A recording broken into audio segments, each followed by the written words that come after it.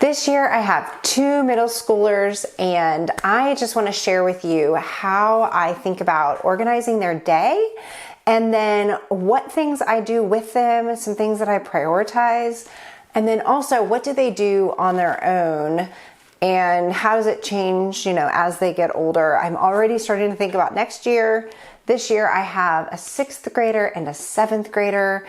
Those are my middle schoolers right now. Obviously I have 5 students total and 7 kids in the house. So I'm juggling a lot, but I felt like middle school can be kind of overwhelming for folks when you start to think about planning for it. And that is also a time when a lot of people start choosing to put their kids in either a Christian school or a local school. So I guess I just want to share what we're doing and how I'm thinking about it, so that you can have just more information as you're making decisions for your family. I'm Joy Cherick, and on this channel, I do videos about Charlotte Mason homeschooling.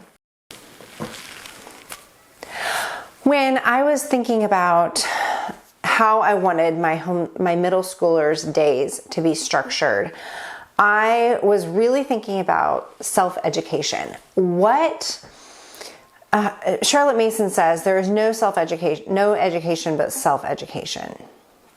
And we want our students to be learning for themselves. And the best way to do that is to give them access to tools for learning. And the best tools that we have, honestly, are still books. Now there are access to videos that totally counts, but it's still my job as the mother to kind of act as the servant, to be the handmaid to their schemes, their interests, their needs. And for a middle schooler, at least my middle schoolers, they have a big need for infrastructure. And then they can, when they have that format, that form, then they're able to thrive within that structure. But without the structure, if you're just saying, oh, well, you need to go and self-educate, that's a really easy recipe for floundering, when you're just kind of like wandering around going, what am I even supposed to be doing right now? So when I was structuring their days, I was trying to figure out, how can I communicate to them what their responsibilities are, but also give them enough freedom that they can decide, what they're going to put in their narration journal, their style, their form. They are starting to make it their own. So what really helped us this year was implementing, and I've done a bunch of videos on this, is implementing the timetable. And the timetable, you can see I've actually got it structured in like 30-minute increments, has been a huge tool for us for allowing my older kids to have the independence that they need, and they're able to start learning for themselves. And really, they'll come to me and say, well, I already did that, or I did it this way. What do you think about that? And those types of, just them taking it on for themselves, or them saying, I know what happens next, like, let's do this next because it's on the schedule. That shows me that they're starting to get it, and that they're starting to move toward that independence that we want. Now, the main areas where a middle school student has their independent work, those skills that they're developing, is reading, writing, and math.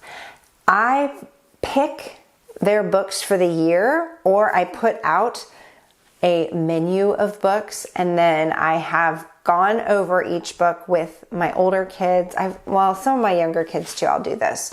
If I have kind of a lot of options, and say, hey, help me whittle this down. What is your preference, or what is your interest when I'm not even sure which books to pick? I want to include them.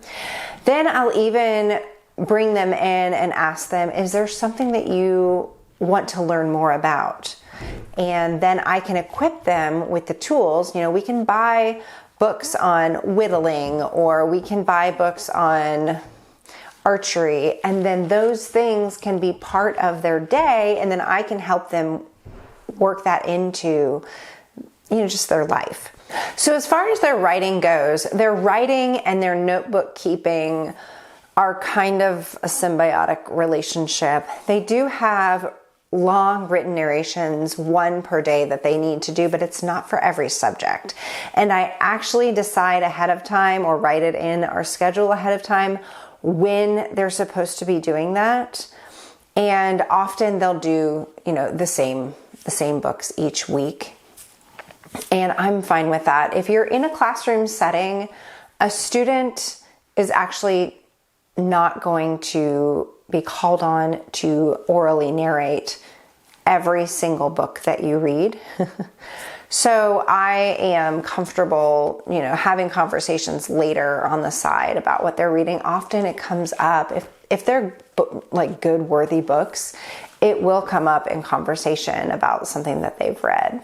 So they are needing to synthesize what they've been doing or learning in their notebooks. And I have had to, since we picked up notebook keeping a little bit later, we've been doing narration, but geography, really getting deeper into how we apply Book of Centuries, our science notebook, those are all things that I'm finding I have to train them how to do. So what I'm doing right now is actually having those subjects in morning time so that I'm going through the format of when we find a new place in our geography book and we're reading about, then we look it up on the map. After we look it up on the map and we read through our section, or we read for 15 minutes, then it's time to draw in our map geography notebook. So I'm just trying to set that expectation, but I'm having to do it with them in morning time, and then I'm having to also, put it on their checklist and check them to make sure that work is getting done. And right now, I think that there is a little bit of tension because everyone doesn't love it. Like when I'm saying, okay, it's time to do this. But what's funny is I am noticing that it's also hard to get them, to pull them away from it. So I'm curious to see how this goes, since our intention is to, be doing it and enjoy it.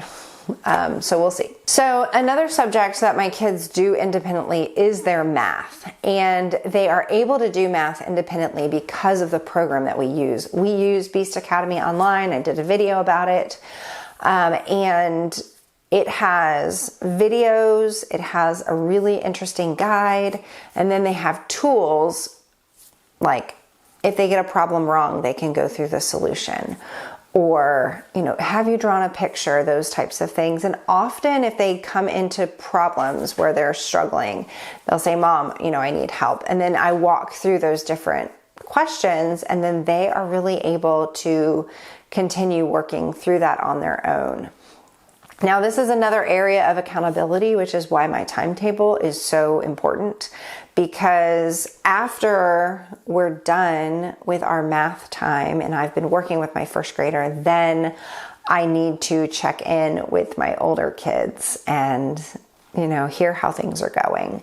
So that just is a natural check-in point. And then when we get back from our walk, we have another independent session where right now we're doing our nature journals. Well, that's together for about 5 to 10 minutes. I've been playing with how long. I don't want it to be longer than 10 minutes, but I'm trying to see, can we do it for 5 minutes? I really just want to draw an outline. We're not really going to get super detailed, but I want us to have the habit of touching our journals. And that's part of my older kids' work, right? Is that they need to be doing their nature journal entries. And so that's just, again, part of their schedule, is that we're having that ebb and flow where they need to decide what they're putting in their journal. And here's some ideas, but you ultimately, this is your journal. You get to make that choice. So in middle school, we have a few rites of passage in our home. The first rite of passage for our 12-year-old girls is going to CrossFit with dad. So working out with dad 3 times a week. They go to the gym, just my oldest and my husband right now. And then when my boys get about 14, they'll start going. Just boys' bodies mature a little bit later. And they'll probably start working out in the gym or in the garage at that time, but we'll see. But so that's kind of a big rite of passage for us. We love working out. We're CrossFitters, so it's kind of important that we pass that habit on to our kids. And then the other thing that we do is a 13-year-old trip.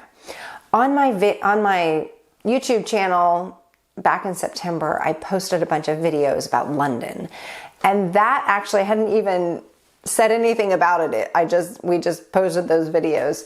It was actually my oldest's 13-year-old trip. She got to pick anywhere to go in the world, and she picked Thirsk, England, and that is where James Herriot wrote all his books and lived. And she wanted to see the James Herriot Museum there.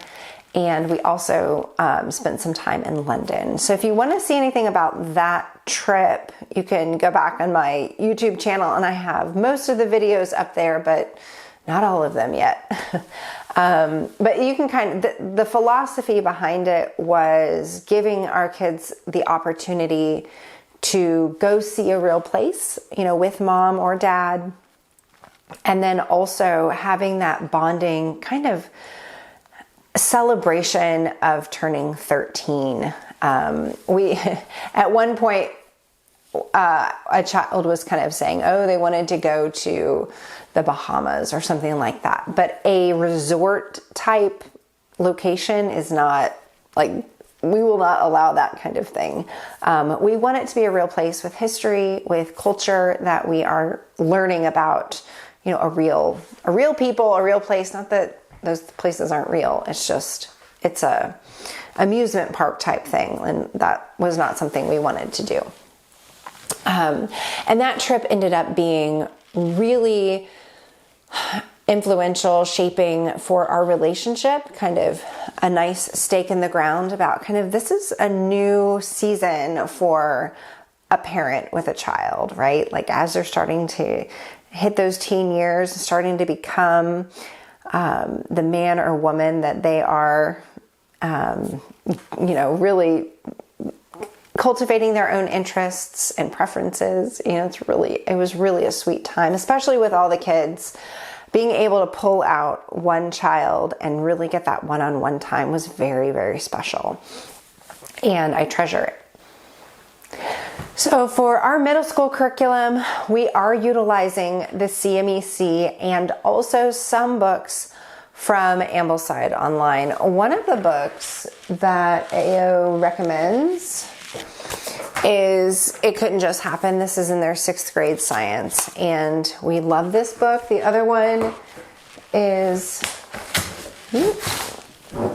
The Elements, and there's a companion book to this about the discovery of each element that Ambleside Online actually kind of pairs them up, where you kind of read a chapter from the book on the history, and then you read here about kind of the modern uses of each of the elements. And this ended up being one of my kids' favorite books from 6th grade. So I don't want him to miss, reading through that. And then my daughter is reading The History of an English-Speaking People by Winston Churchill. That's just one of the AO books. But we're using the framework that CMEC has laid out for us. And when you start to kind of understand just the framework, then you are able to pick and choose, swap things out based on your own preferences or based on what you have in your home. That's one challenge I have for myself next year for my older children in particular, but really everybody is, are there books that I already have that this child hasn't gotten yet that will, fill the need or meet the same objective that a book that somebody put together. Either it's Ambleside or it's CMEC, lays out there. I think we have a tendency to just think, oh, well, something I don't have must be better, right? But I have a pretty good library at this point, and my husband is always collecting books, so it's a lot of fun to see if we can apply our creativity in that way. Well, that's all I have today in talking about homeschooling middle school. If I didn't answer any of your burning questions, please let me know in the comments below. And thanks so much for watching, and I'll see you next time.